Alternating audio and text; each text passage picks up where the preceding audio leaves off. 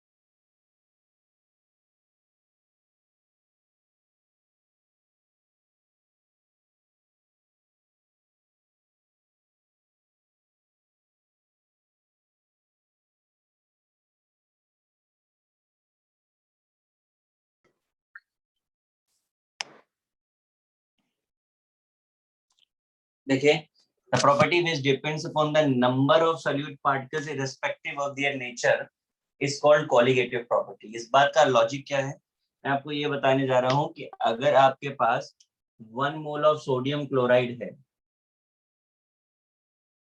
और 1 mole of any compound AB है, तो इस बात से कोई फर्क नहीं पड़ता कि AB कौन सा कंपाउंड है, बट इन दोनों की कॉलिगेटिव प्रॉपर्टीज सेम होंगी। समझ में आ रही है बात?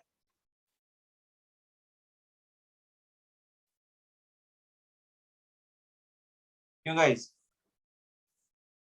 आवाज आ रही है कि नहीं आ रही है आप लोगों को? सर ठीक है, 4 तरीके की कॉलिगेटिव प्रॉपर्टीज होती हैं। पहली है relative lowering in vapour pressure, elevation in boiling point, depression in freezing point and osmotic pressure. कहिए कॉपी।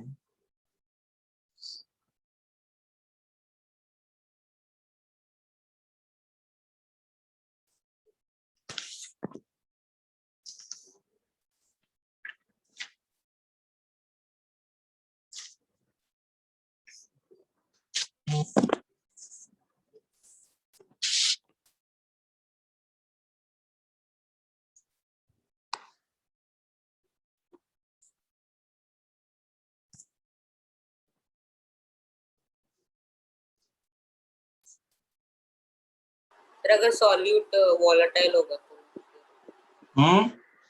तो सॉल्यूट वोलेटाइल। अभी आपको मैं नॉन वोलेटाइल पढ़ा रहा हूँ, आपको याद हो तो राउल्स लॉ नॉन वोलेटाइल के लिए शुरू किया था। सुना सुना सा लग रहा है ऐसा आपको कि नहीं लग रहा है? अच्छा,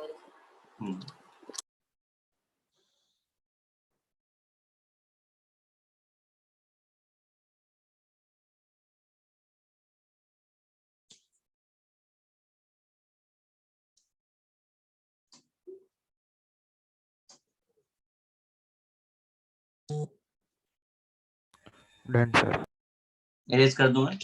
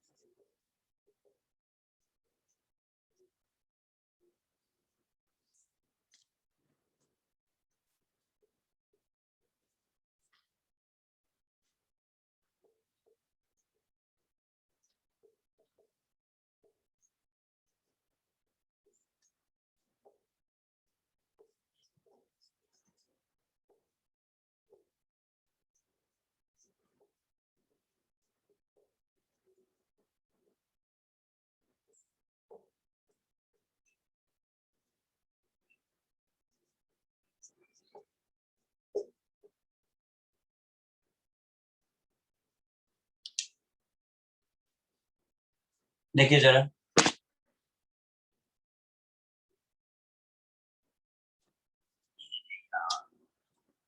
पर लिख दिया है।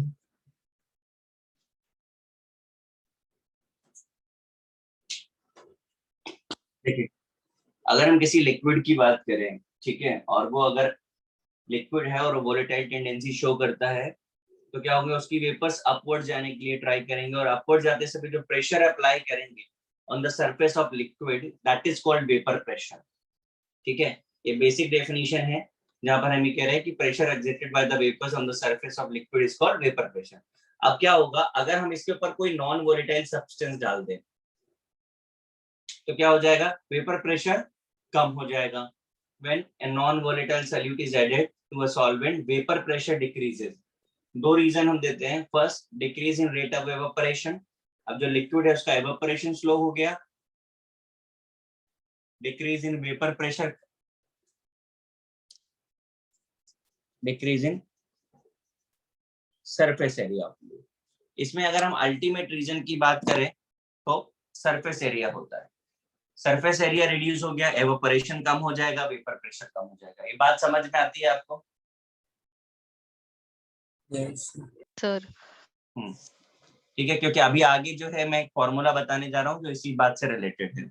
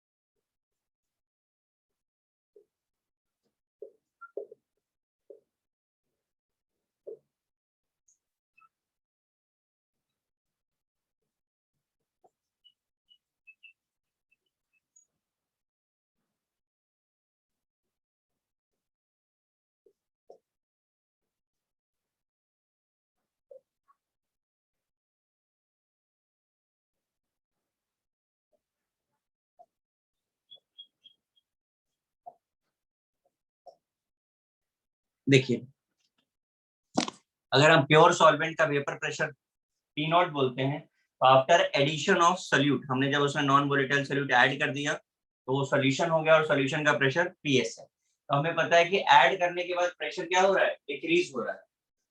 तो चेंज इन प्रेशर कितना होगा, पी नॉट माइनस पीएस। आपको दिख रहा है, जिसे हमने लोवरिंग इन वेपर प्रेशर बोला है। यस। ठीक, इसके बाद अगर हमको रिलेटिव लोवरिंग निकालनी है तो रिलेटिव मतलब क्या होता है, change upon initial, change upon initial. तो P naught minus P S upon P naught, तो ये हमारा रिलेटिव वेव हो जाएगा। समझ में आ रहा है? Yes sir. करिए कॉपी इसको।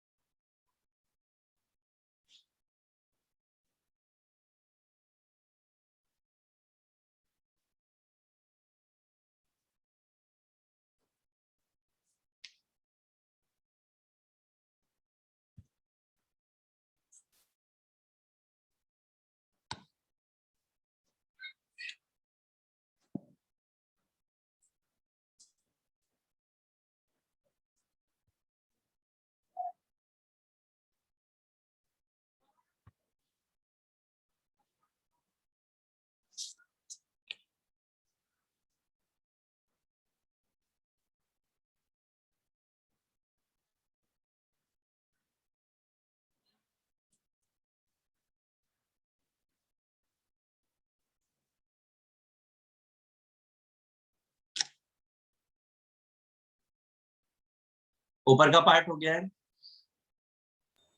Yes sir.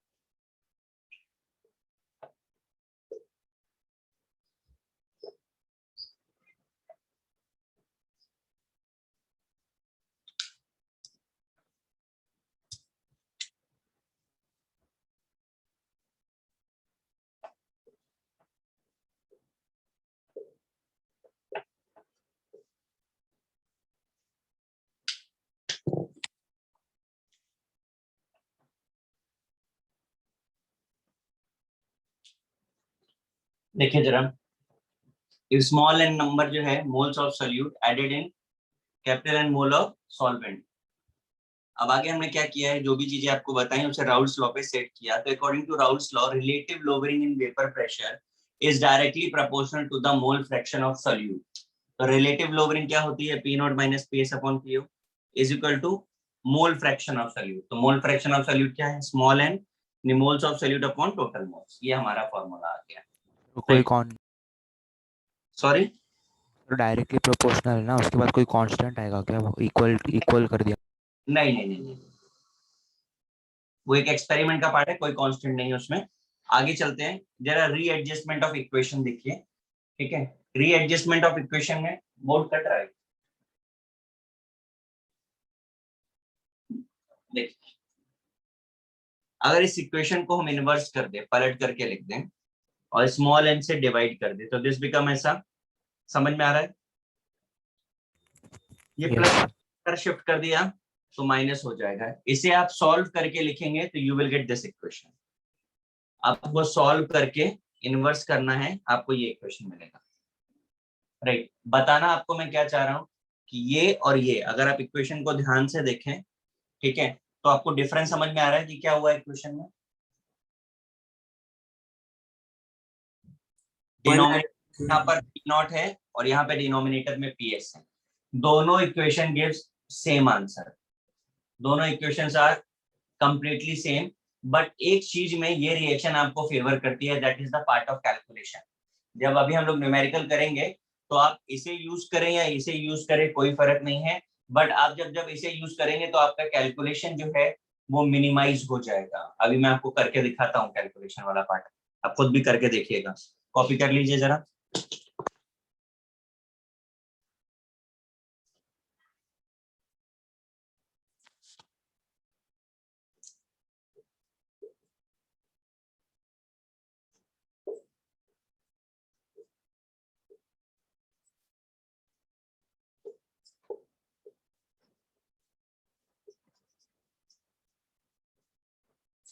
एक्सपेरिमेंटली जो कैलकुलेट किया गया ये formula, name of the process Ostwald and walker method.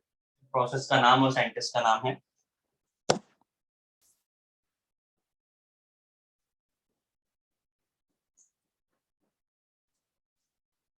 Sir लेकिन वो रॉल्स लॉ तो अलग है ना. तो सर दो सॉलिड को मिला, हाँ, सर वो दो वॉलेटाइल सॉलिड को मिला के जो बनता है फैराडेज लॉ पढ़ा था फिजिक्स में. तो क्या फैराडेज लॉ फिजिक्स में पढ़ा है. फैराडे. हाँ, हाँ सर. और केमिस्ट्री में पढ़ा है. नो. ऐसा तो ना होता है कि एक साइंटिस्ट सिर्फ एक ही जगह काम कर रहा है. ये वो फैराडे का लॉ था दो सॉल्यूशन के लिए, लिक्विड लिक्विड के लिए. और ये फैराडे का लॉ किस चीज के लिए? When solute is added in solvent, यानी सॉलिड और लिक्विड सॉल्यूशन के लिए. डिफरेंस है कि नहीं दोनों बात में? यस.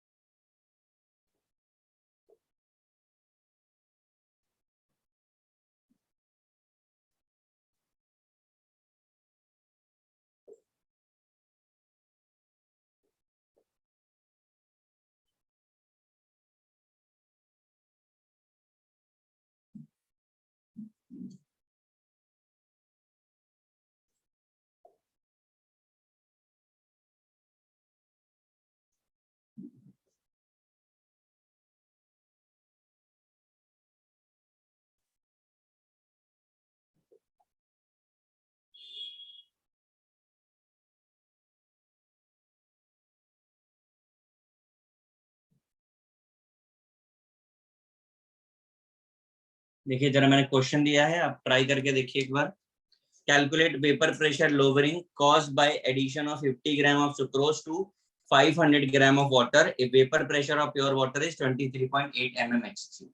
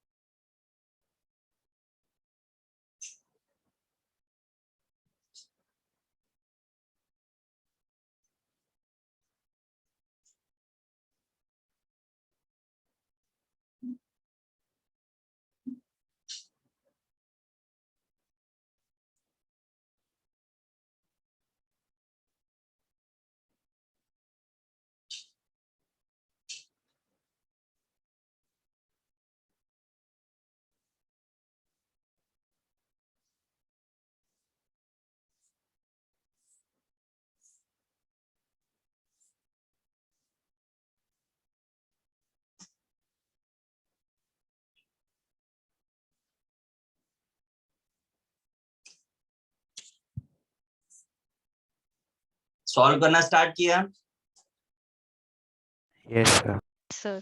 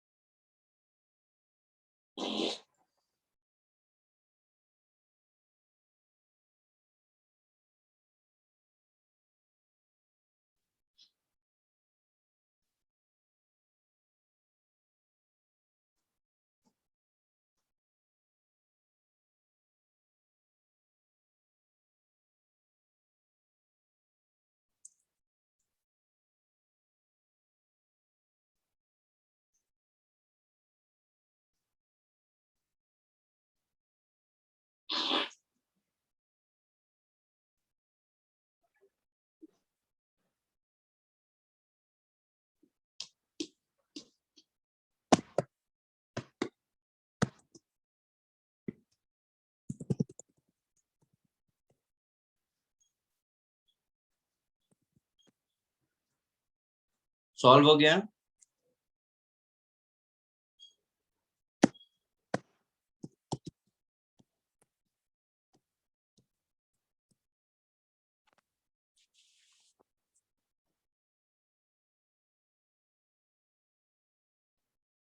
आदित्य गुप्ता,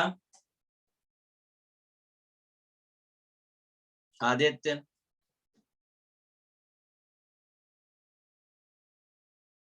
अगर आप जवाब नहीं दोगे तो मैं ग्रुप से निकाल दूंगा अभी।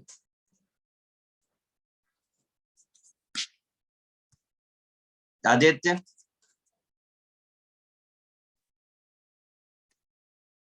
चलो बेटा bye bye.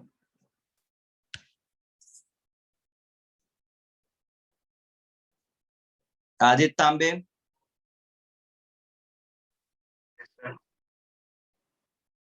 Yes sir. Solve कर रहे हैं आप? हाँ सर। ठीक है। Ananya, yes sir. सॉल्व कर रहे हैं आप? Yes sir. आदित्य गुप्ता, अभी मैंने आपको एक ही बार निकाला है, परमानेंटली निकाल दूंगा। Anshuman Dubey, yes sir.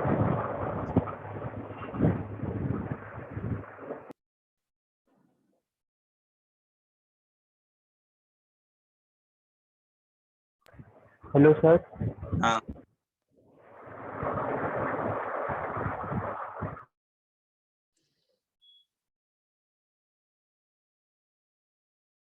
Anshuman, yes sir. कि नहीं? Yes sir. ठीक है। Rahil Modi, yes sir. आ रहा है क्वेश्चन? हाँ सर कर रहा हूँ। ठीक है। Sarvesh, yes sir. आ रहा है क्वेश्चन? हाँ सर कर रहा हूँ। करिए।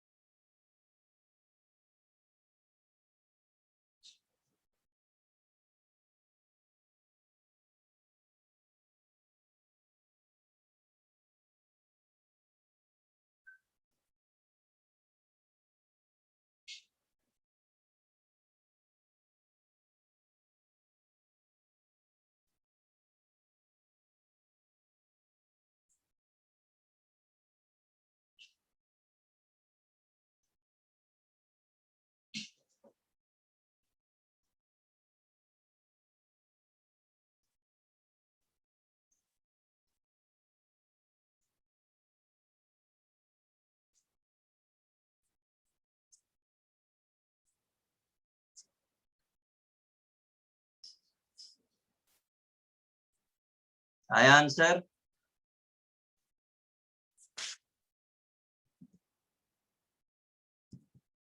Sir, doing.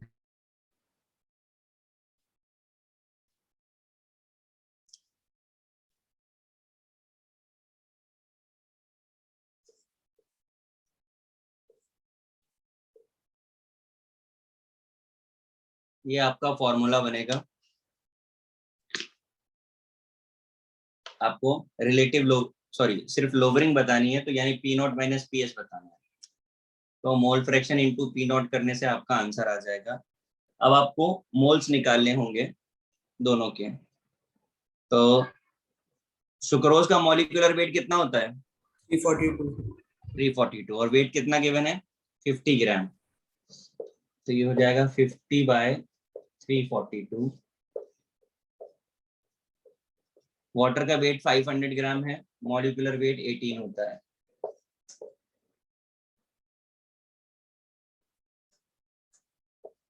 ये आपका बनेगा 23.8। सॉल्व कर लीजिए इसको।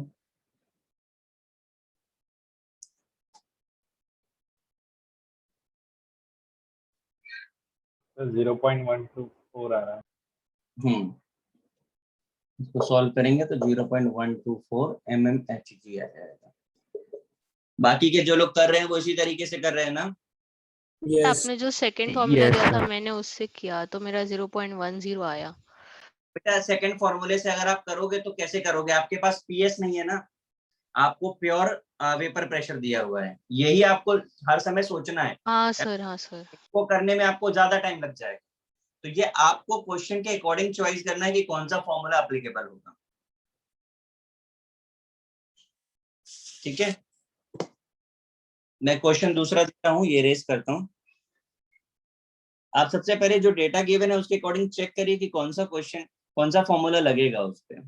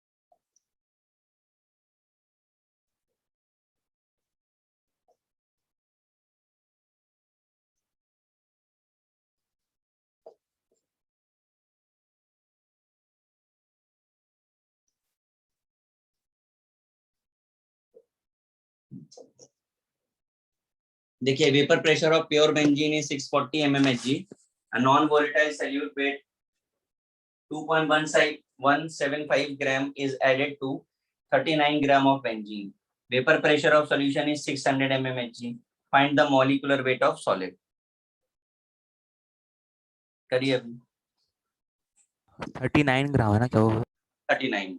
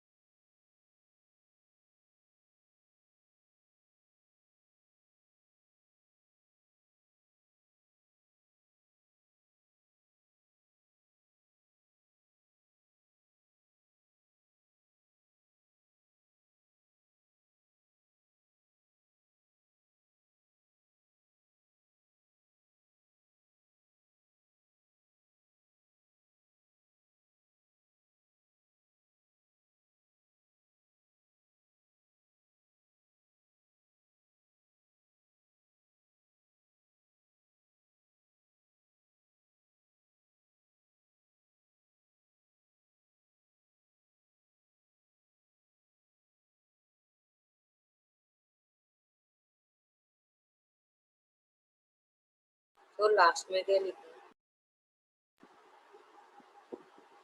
क्या लास्ट में? Molecular weight of solid in soil. Solid.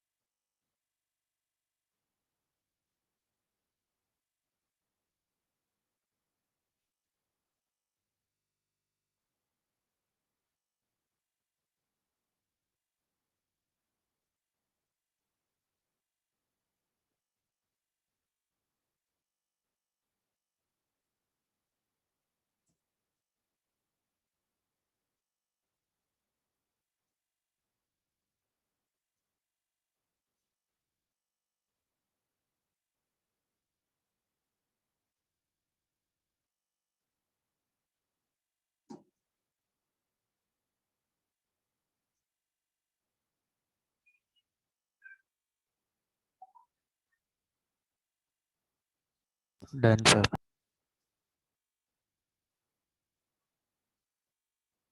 Message करिए आंसर.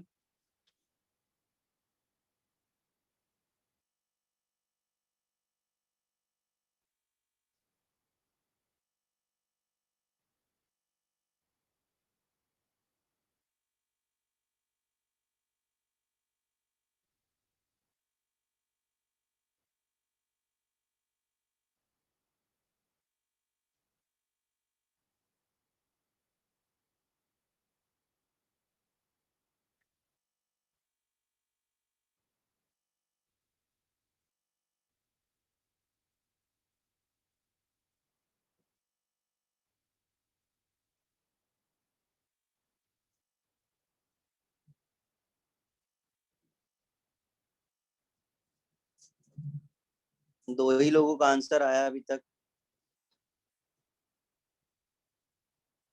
सर्वेश, हाँ सर, रुपये सर. कितना टाइम लगेगा? Sir wait.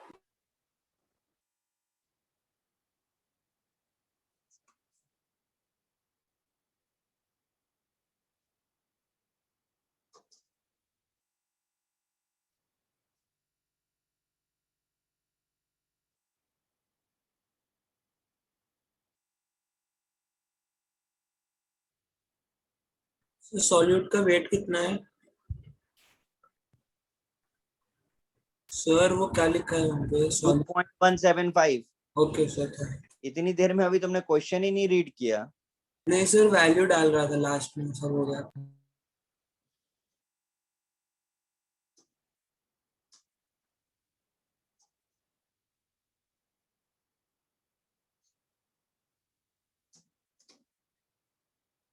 सर हम्म. सर वो टेस्ट के 2-3 क्वेश्चन में डाउट था तो बाद में कर सकते हो क्या? किस टॉपिक से हैं? आपको इन आपने जो करा था ना एस ब्लॉक पी ब्लॉक उससे. हाँ, लेक्चर के लास्ट में हाँ सर. 5:30 पे पूछ लेना. Okay sir.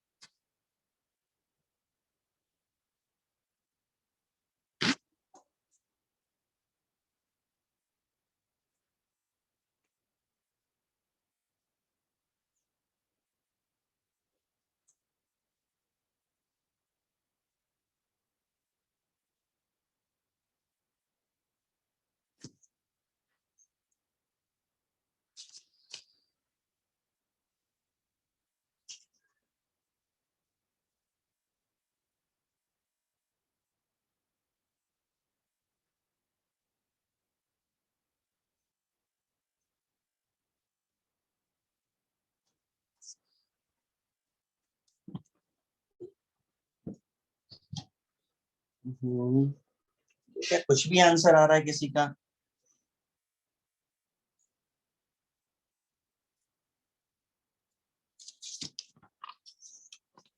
करेक्ट आंसर है 65.25। ठीक है, लोगों ने 3.4 निकाला है, 69 निकाला है, 29 निकाला है।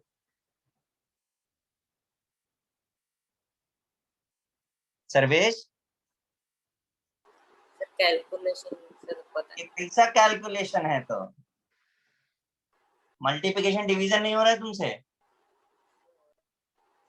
कौन सा फॉर्मूला लगाया तुमने? तो वो second P naught minus P S upon P इसमें तो एस। कैलकुलेशन ही नहीं आएगा, बिल्कुल सिंपल है वो।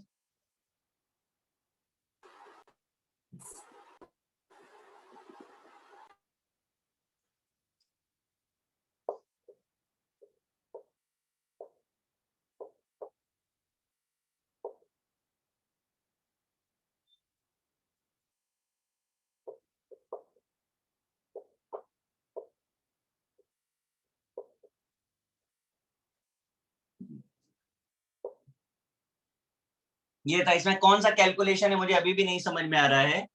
ये यहाँ से 40/600 हो गया, ये 2.175/m, और ये डिवाइड हो जाएगा, कितने टाइम्स गया? 2 टाइम्स। ये हो गया, ये यहाँ से कैंसिल हो गया। अब क्या बचा करने के लिए? 2 से 2 काट दो, 30 × 2 करना है आपको। आंसर आ गया। कौन सा कैलकुलेशन इसमें जो नहीं आ रहा था आपको?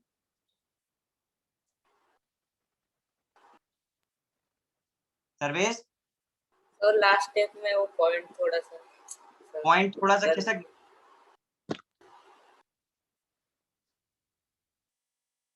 अभी मैं नेक्स्ट क्वेश्चन दे रहा हूँ, अगर आंसर नहीं आया ना सर्वेश तो तुमको मैं निकाल दूंगा अभी ग्रुप से।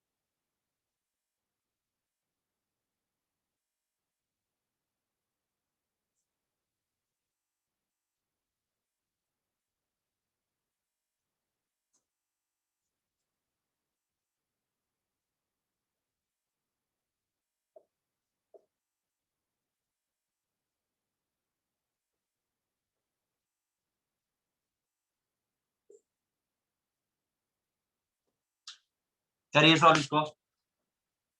Vapor pressure of dilute aqueous solution of glucose is 750 mmHg. Calculate molality and mole fraction. Pressure of pure solvent is 760 mmHg given.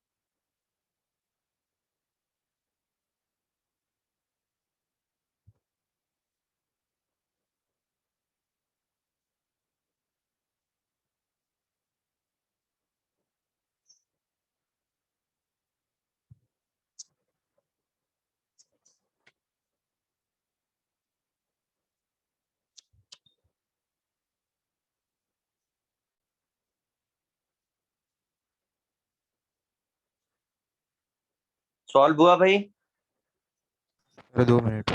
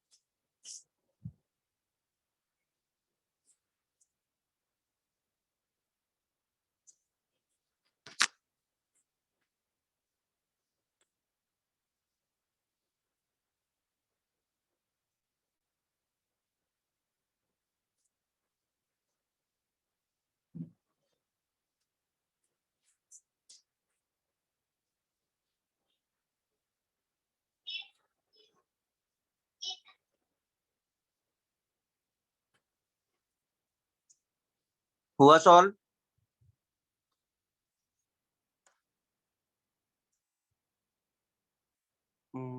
अब के आंसर्स भेजे हैं। सर्वेश तुम्हारा आंसर अभी भी नहीं आया है? सर आया है। पूरा तो आंसर है मोल ये? पूरा सॉल्व हुआ है ये? तो मोलालिटी का सर आंसर होता है। हाँ बाकी जल्दी।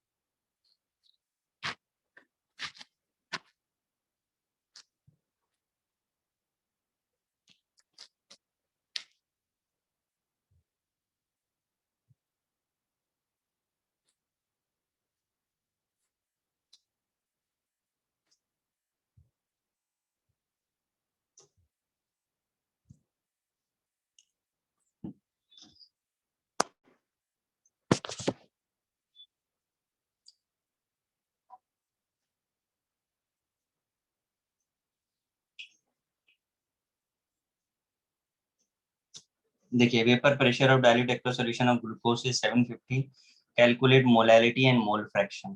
तो सबसे इजी काम है यहाँ पर मोल फ्रैक्शन कैलकुलेट करना, क्योंकि this is equal to this, तो P naught 760 minus 750 upon 760, this is 10 by 76, is it?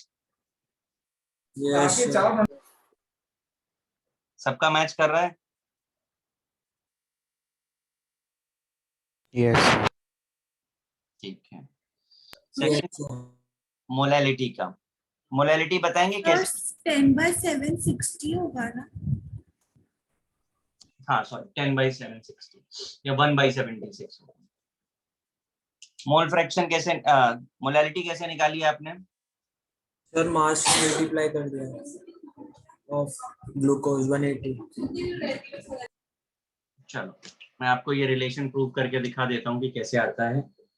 PO minus PS upon PS is equal two moles upon capital N की जगह पे हम लिख रहे हैं weight of on molecular weight.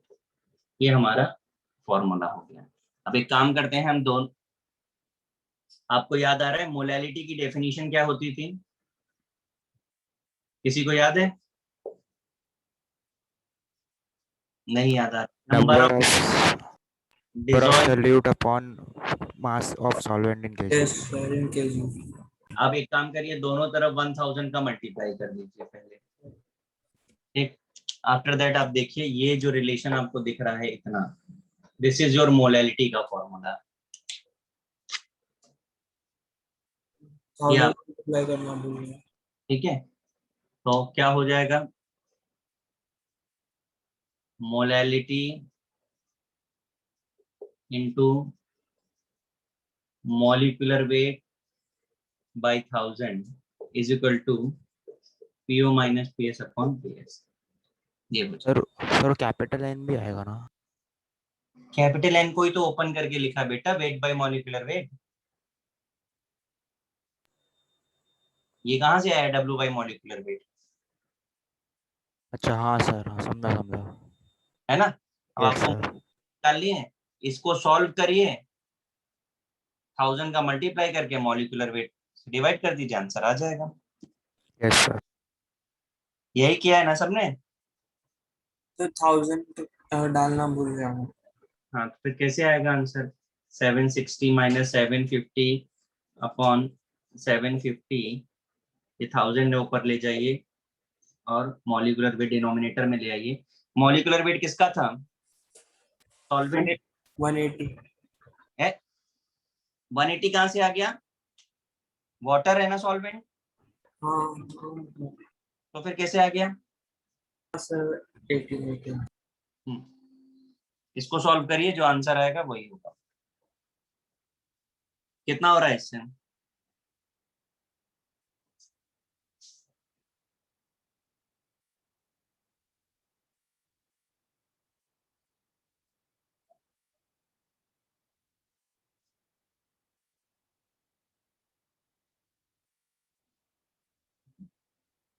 Parikshit क्या answer निकाल दिया ये आपने?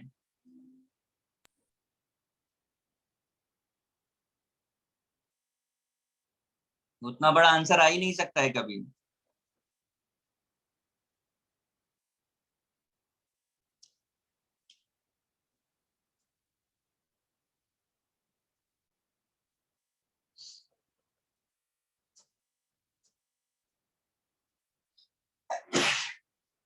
ये सॉल्व करना है आपको।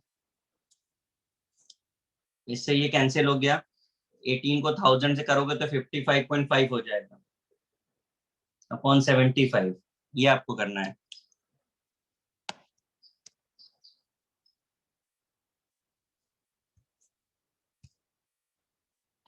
तो 0.74 आ रहा है।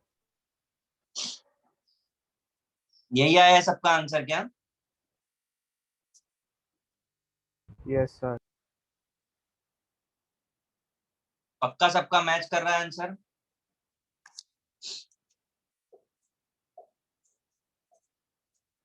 Yes sir. ठीक है, तो मान ले कि रिलेटिव लोवरिंग वाला पार्ट हो गया। नेक्स्ट पार्ट पे चले हम लोग। मैं रेस कर रहा हूँ ऊपर से, ये आप रिलेशन नोट कर लीजिए मोलालिटी का।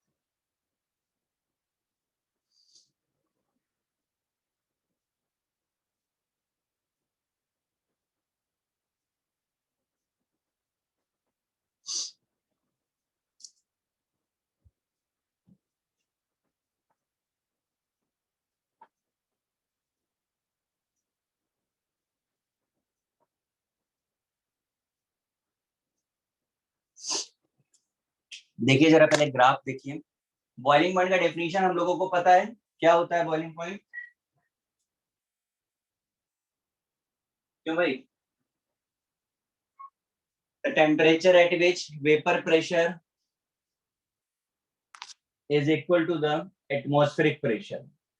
जब जब वेपर प्रेशर एटमॉस्फेरिक प्रेशर के इक्वल हो जाता है उस टेम्परेचर को हम बॉइलिंग पॉइंट बोलते हैं। जैसे वाटर का बॉइलिंग पॉइंट 100 डिग्री सेल्सियस है, इसका मतलब वेपर प्रेशर ऑफ वाटर जो है 100 डिग्री सेल्सियस पे एटमॉस्फेरिक प्रेशर के इक्वल हो जाता है। अब प्रॉब्लम यहाँ पर है, ये हमने एक लाइन आपको दिखाई है ग्राफ, सॉल्वेंट है प्योर, इसका वेपर प्रेशर और ये इसका बॉइलिंग पॉइंट। अब इस सॉल्वेंट में जब हमने सोल्यूट ऐड कर दिया तो वेपर प्रेशर क्या हो जाएगा? कम हो जाएगा, P0 से P1 हो गया। जैसे ही वेपर प्रेशर कम होगा अब उसे और ज्यादा टेम्परेचर देना होगा ताकि वो एटमॉस्फेरिक प्रेशर पे आ पाए। तो देखिए अभी ये टेम्परेचर क्या हो गया, T0 से T1, हमने अगर और ऐड कर दिया तो फिर सोल्यूशन में वेपर प्रेशर और कम होता जाएगा। तो ग्राफ आप देखिए ये रेज कर रहा है इस तरीके से टेम्परेचर को। तो जैसे जैसे आप ऐड करते जाओगे वैसे वैसे उसका टेम्परेचर राइज करता जाएगा। बात समझ आ रही है? क्यों भाई? सर और एक बार सर समझाओ ना। When non-volatile solute is added to solvent, vapor pressure decreases and boiling point increases due to decrease in surface area. अब ये जो भी चेंजेस आ रहे हैं, जो भी बॉइलिंग पॉइंट बढ़ रहा है, that is always directly proportional to the molality of that solute. तो एलिवेशन इन बॉइलिंग पॉइंट को हम चेंज यानी डेल्टा टीबी से दिखा रहे हैं, boiling point of solution minus boiling point of solvent. Proportional का साइन हटाया, के बी कांस्टेंट यूज होता है जिसे हम मोलाल एलिवेशन कांस्टेंट या फिर एबिलोस्कोपिक कांस्टेंट भी बोलते हैं। मैं लिख देता हूं सही, एबिलोस्कोपिक कांस्टेंट भी बोला जाता है, इनटू मोलैलिटी, राइट। वैसे तो ये कांस्टेंट है, इसका वैल्यू आपको कभी भी कैलकुलेट नहीं करना है, बट अगर आपको रिलेशन जानना है तो ये यहाँ से डिराइव हुआ है, Kb equal to R TB square upon 1000 LB. R आपको पता है गैस कांस्टेंट है, टीबी आपका बॉइलिंग पॉइंट है, एलबी आपका लेटेंट हीट ऑफ वेपराइजेशन है। कर लीजिए कॉपी। सर ये ग्राफ एक बार समझाओ ना। ग्राफ में मैंने ये बोला ये प्योर सॉल्वेंट था, ये उसका वेपर प्रेशर था, ये इसका टेम्परेचर था। हमने इस सॉल्वेंट में कुछ मिक्स किया, तो मिक्स करने से वेपर प्रेशर डिक्रीज होता है कि नहीं होता? Yes sir. तो वेपर प्रेशर डिक्रीज हुआ तो ये ग्राफ देखो और आगे बढ़ जाता है, यानी और ज्यादा टेम्परेचर लग रहा है। भाई आपको हर हाल में एटमॉस्फेरिक टेम्परेचर को मैच कराना है ना इसको, तो कैसे मैच कराओगे? आप इसे ए, इसे बी और इसे सी बोल दीजिए। तो टेम्परेचर बढ़ाओगे तभी तो ये एटमॉस्फेरिक प्रेशर के ऊपर आएगा। तो जैसे जैसे आप इसमें कुछ ऐड करते जाओगे वेपर प्रेशर घटता जाएगा और टेम्परेचर बढ़ता जाएगा। यस सर समझा।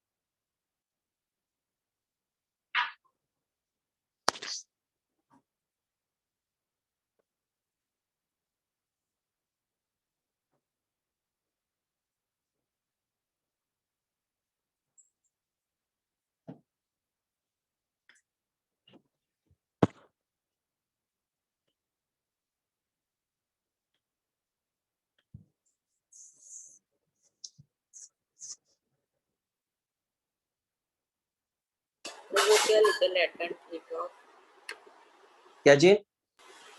the Latent last heat में of latent vaporization.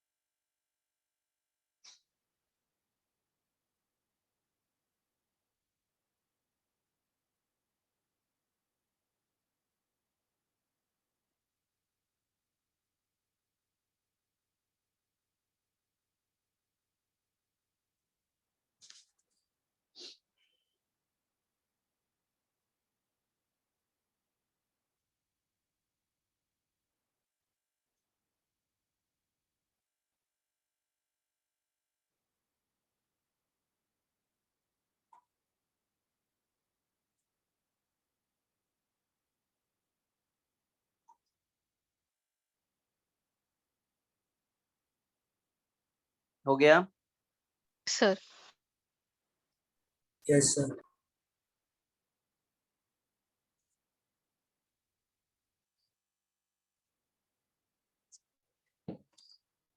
चलो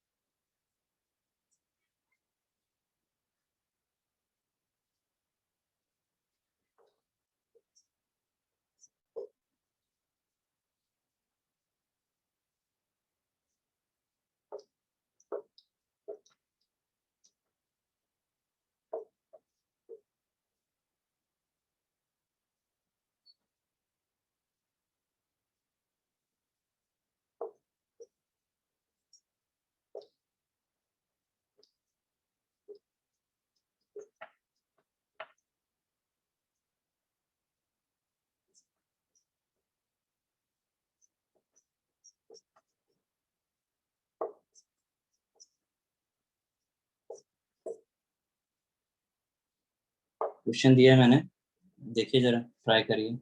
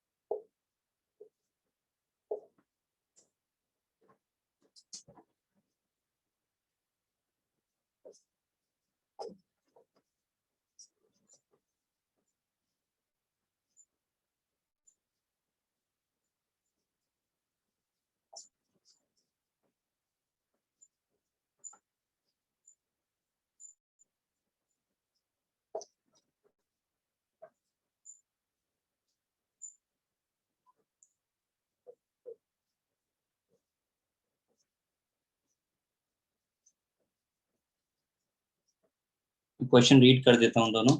Solution of 2.5 gram of non-volatile solute solid in 100 gram of benzene is boiled at 0.42 degrees Celsius. Calculate molecular mass of substance. Kb is given. दूसरा question है molal elevation constant of water is given 0.56. Calculate boiling point of solution made by dissolving 60 gram of urea in 200 gram of water. करिए.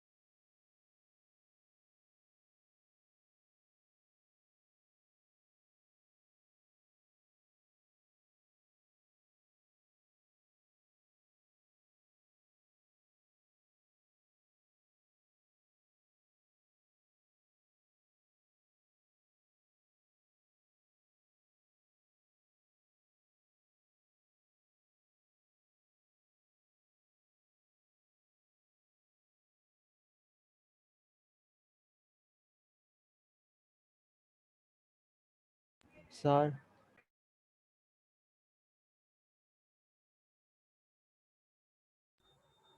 बोलिए. पहले question में delta T क्या है? Benzene का volume point नहीं दिया सर.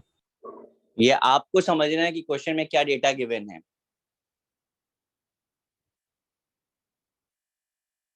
क्वेश्चन की लैंग्वेज में एनफ इंफॉर्मेशन है.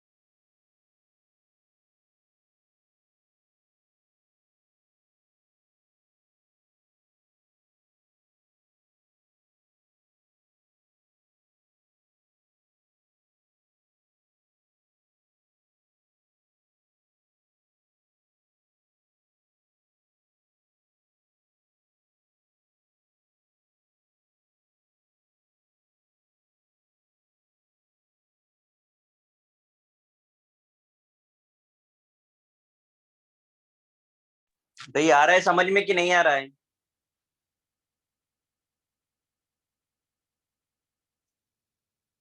सेकंड कर दिया सर, फर्स्ट नहीं आया।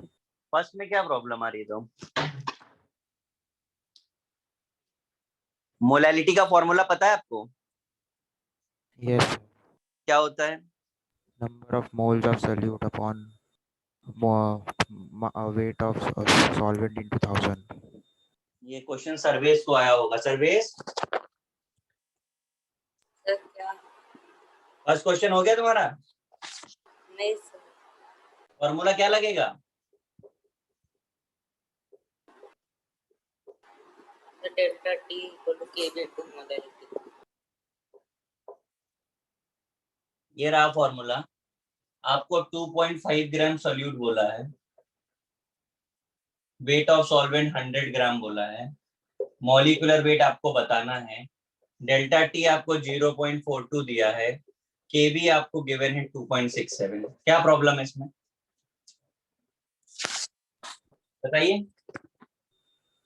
डेल्टा टी 0.42 कैसे? हाँ, अगर सोल्यूशन बॉइल टेम्परेचर पे हो रहा है तो वही उसका बॉइलिंग पॉइंट हुआ ना। डेल्टा टी तो चेंज इन वॉल्यूम पॉइंट है ना। अरे अंकल, तो फॉर्मूले में डेल्टा टी तो होता है ना।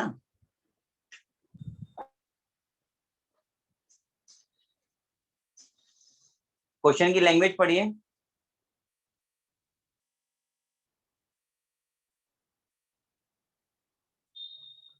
मतलब वो इतने ज्यादा पर बॉइल हुआ, सॉल्यूट डालने के बाद बॉइल हुआ ना, तो इतना टेम्परेचर पहले से ज्यादा है इसका मतलब।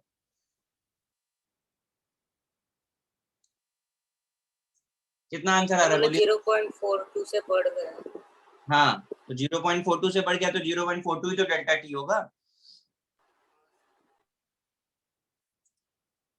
कैलकुलेट करो फटाफट से। किसने आंसर भेजा है? 150.9 बिल्कुल सही आंसर है। और दूसरा वाला भी आंसर करेक्ट है। आदित्य तांबे के दोनों आंसर करेक्ट हैं। वरुण यादव कैलकुलेशन चेक करो।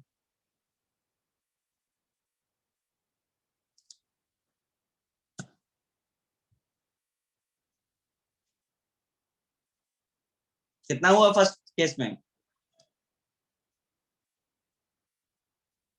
158.8। सबका यही हो रहा है ना? चेक कर लेना फाइनल आंसर क्या आ रहा है। मैंने जो डेटा लिख करके दिया है बस वही आपको रख के सॉल्व करना है। जो भी आ रहा है वही आंसर होगा।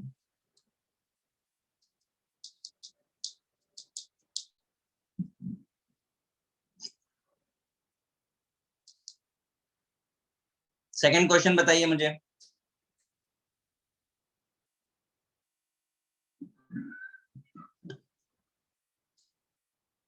One 102.8 degree Celsius.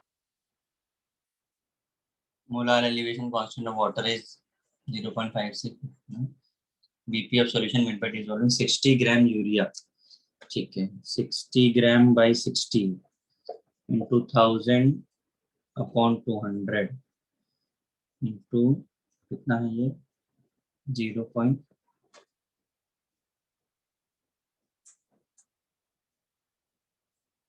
ये कितना आया सॉल्व करके?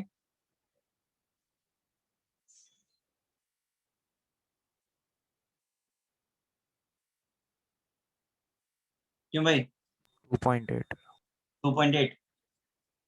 ये 2.8 हो गया। तो आपसे पूछा है बॉइलिंग पॉइंट ऑफ सोल्यूशन, तो 100 पे बॉइल होता था, इतना राइज कर दिया आपने, तो 100 प्लस 2.8 यानी 102.8। यही आया भाई बाकी लोगों का भी।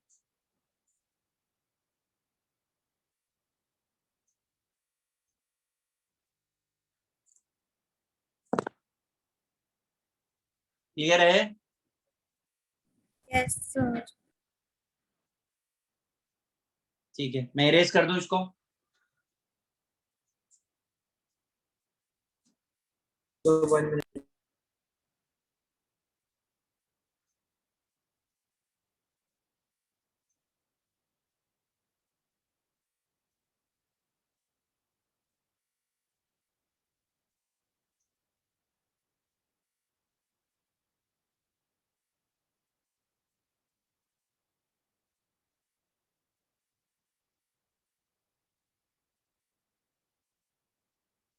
Done sir.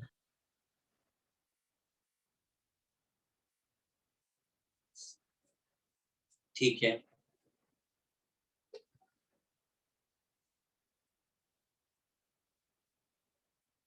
अभी किसको डाउट पूछना था टेस्ट पेपर का वो पूछ लो, फिर आगे देखते हैं। हाँ सर 13 पेपर है आपके पास? मेरे पास पेपर नहीं है, आप क्वेश्चन रीड करो, स्लो रीड करना। थ्योरेटिकल है, न्यूमेरिकल है? थियोरेटिकल। हाँ ठीक है, स्लो रीड करिए। insoluble compound in acetic acid is बेटा थोड़ा आराम से रीड करो। insoluble compound soluble compound in acetic acid हाँ is is calcium oxalate. oxide। हाँ ऑक्सलेट। हाँ आंसर वही होगा। सर कैसे? ये एक्चुअली बेटा क्वालिटेटिव से रिलेटेड है, इस पार्ट को पर्टिकुलरली हमने अभी डिस्कस नहीं किया है। आपके मॉड्यूल में भी ये क्वेश्चन था, तभी भी आपको बताया था ये क्वेश्चन। मतलब आगे कराओगे ना आपको? हाँ आगे तो आने ही वाला है, बट मॉड्यूल में आप देखिए, मैंने मॉड्यूल में भी लिखा दिया था आपको इसको। अगर डिस्कस हुआ होगा मॉड्यूल तो पक्का कराया है क्वेश्चन मैंने। और बताइए next. treatment of concentrated solution of borax with वापस बोलिए क्या treatment of concentrated solution of borax हाँ calculated quantity of H2SO4 gives हाँ HbO2 H2B4O7 H3BO3 B2O3। H3BO3। Sir लेकिन H2B4O7 आता है ना, H2SO4 ऐड आप करेंगे तो। नोट्स अगर आपके पास हो तो आप देख लीजिएगा, हमने इस तरीके से किया है Na2B4O7 पहले H2SO4, और अगर ये वाटर यहीं पर हमने डाल दिया तो फाइनल हमें H3BO3 ही मिलता है। सर लेकिन लिखा नहीं है ना इसमें वाटर डाला है। आप क्वेश्चन की लैंग्वेज ध्यान से पढ़िए जरा, पढ़िए ध्यान से। Concentrated solution of borax। हाँ अब बोरेक्स का सोल्यूशन आप कैसे बनाओगे? अच्छा बोरेक्स ओके तो सर, समझा। Next. aqueous solution of borax reacts with 2 moles of acid. This is because of A. Formation of 2 mole of BOH3 ions or BOH3 only. नहीं मैं आपको बता देता हूँ, ऐसे बता देता हूँ। इसमें वो ऑप्शन देखिए जिसमें बोरॉन के दो अलग अलग कंपाउंड्स बन रहे हो। हाँ सर। है ना, रीजन आपको याद दिला देता हूँ कि बोरेक्स में दो तरीके के बोरॉन थे, अगर आपको याद हो, sp3 हाइब्रिडाइज्ड और sp2। याद आया? Yes sir. इसलिए दो तरीके के कंपाउंड्स मिलते हैं, एक BOH थ्राइस टाइप का होगा, एक BOH4 नेगेटिव चार्ज वाला होगा। और इसमें जो आंसर दिया है ना उसमें ऐसा भी लिखा है कि out of which only BOH4 minus reacts with acid. नहीं आंसर क्या किया मैंने? Formation of 2 moles each of BOH4 minus and BOH3 of which only BOH4 minus reacts with acid. अच्छा ऑप्शंस पढ़िए। Formation of 1 mole each of BOH3 and BOH4 minus. हाँ Formation of 1 mole of BOH4 minus only. Formation of 2 moles of BOH3 only. यार मुझे question का ना language समझ में नहीं आ रहा, तो मुझे भेज देना इसको क्लिक करके, मैं एक बार देख करके। ठीक है नेक्स्ट क्वेश्चन बोलो। Carbon dioxide is isostructural with हाँ HgCl2, SnCl2, C2H6, NO2. देखो कार्बन डाइऑक्साइड जो है वो sp हाइब्रिडाइज है, लीनियर स्ट्रक्चर हो गया। Yes sir. अब आपके पास जो ऑप्शन है उसमें पहला ऑप्शन क्या है कंपाउंड? HgCl2। HgCl2। HgCl2 का हाइब्रिडाइजेशन निकालो 16, यही आएगा आइसोस्ट्रक्चरल। SnCl2 का क्या है? SnCl2 V शेप आएगा। अच्छा ओके। हाइब्रिडाइज पता चलता है वो तो। ओके हो गया। हो गया, बाकी किसी को कोई डाउट नहीं है?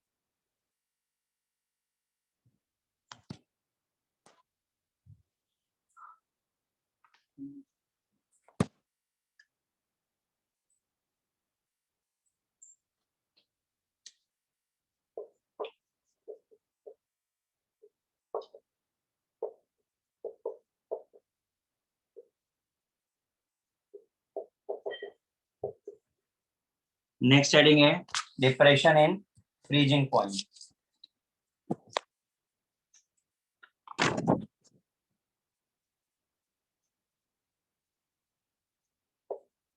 फ्रीजिंग पॉइंट क्या होता है, किसी को पता है?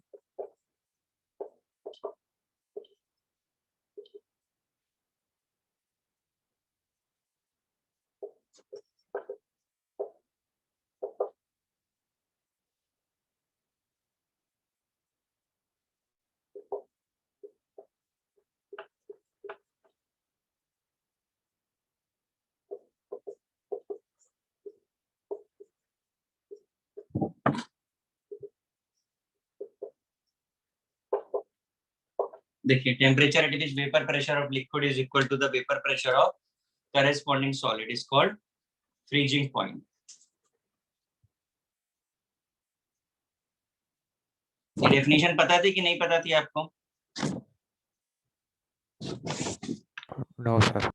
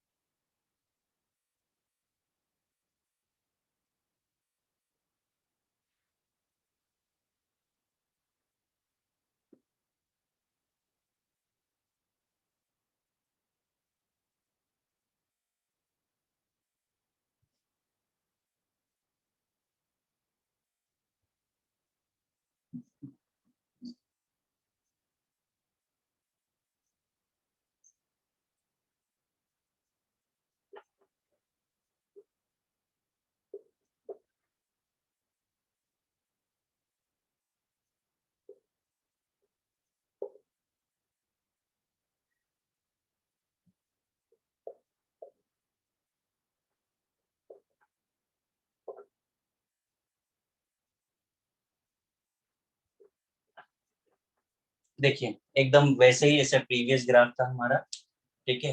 अब की बार हम क्या हो रहा है, वेपर प्रेशर हमारा जो है वो डिक्रीज हो रहा है, लेकिन वो किसके इक्वल हो रहा है? Corresponding solid.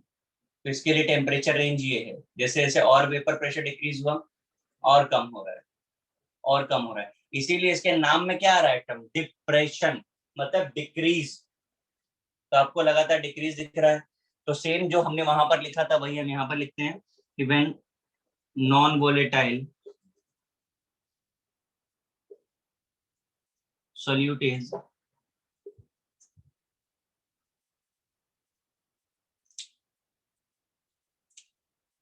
added to solvent,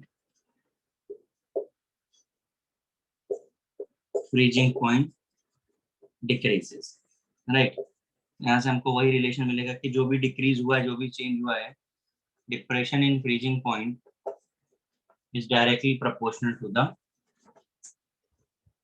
molality of solute.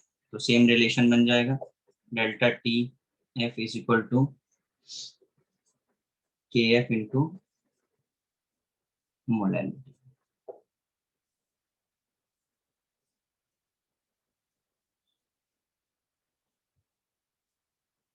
वहां पर हमने टी बी लिखा था, ठीक है, चेंज इन बॉइलिंग पॉइंट था, ये चेंज इन फ्रीजिंग पॉइंट हो गया। डेल्टा के एफ वहां पर, सॉरी के एफ वहां पर कांस्टेंट था, के भी कांस्टेंट था, यहाँ के एफ कांस्टेंट है। अभी के एफ को हम क्या बोलेंगे, मोलार डिप्रेशन कांस्टेंट।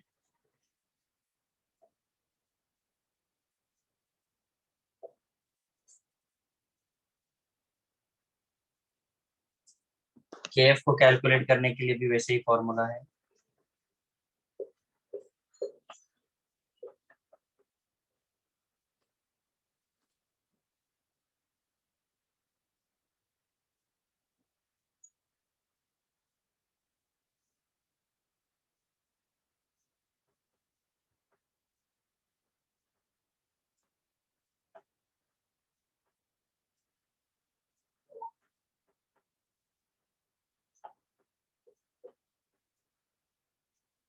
करिए note down. Kf is equal to RT F square upon 1000 LF। R gas constant है वहां की तरह, TF फ्रीजिंग पॉइंट है, LF जो है लेटेंट हीट ऑफ फ्यूजन होता है।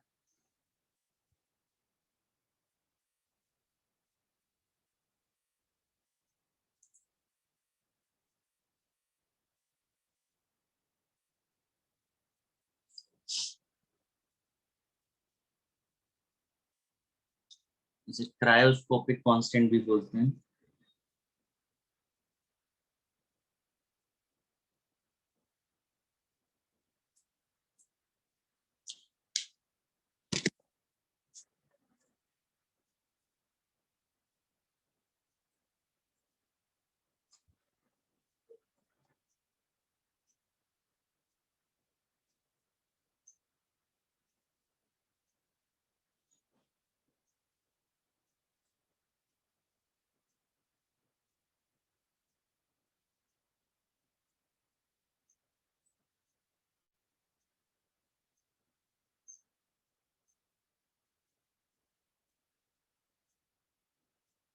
कॉपी हो गया?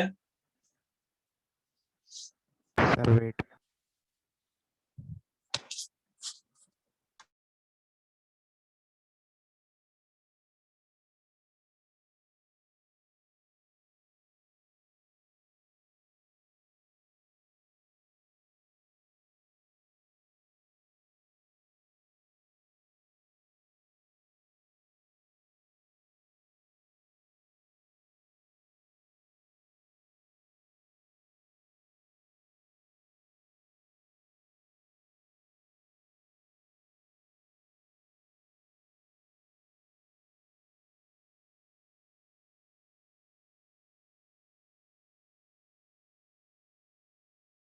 Done sir.